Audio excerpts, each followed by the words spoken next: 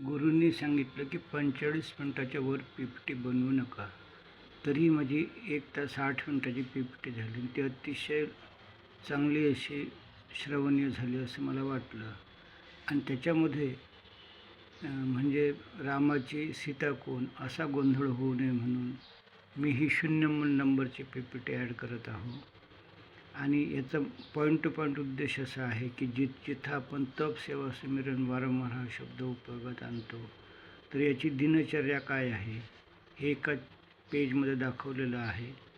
की सकाळी 6 वाजता इनिमा घेणं, 7 वाजता वमन किंवा जलधोती, 8 ते 9 सूक्ष्म व्यायाम, 10 ते 10:30 ध्यान आणि आध्यात्मिक भजन, आणि 11 वाजता 100 ग्राम हिरवी पत्ते आणि 100 ग्राम फळं यांचा ज्यूस, 1 वाजता फ्रूट आणि सलाड, अंकुरित धान्य आणि हिरव्या पानांची चांगली चवदार केलेली चटणी, 4 वाजता करेला ज्यूस, 5 वाजता 50% व्हेजिटेबल टाकलेले पोहे किंवा उपमा किंवा भजी, आणि 7 वाजता 20% कार्बोहायड्रेट, 60% शिजवलेली भाजी आणि 20% डाळ.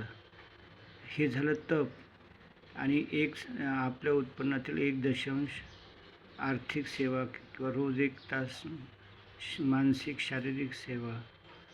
आणि सुमिरन म्हणजे आपलं मन निर्मळ आणि शुद्ध ठेवणं.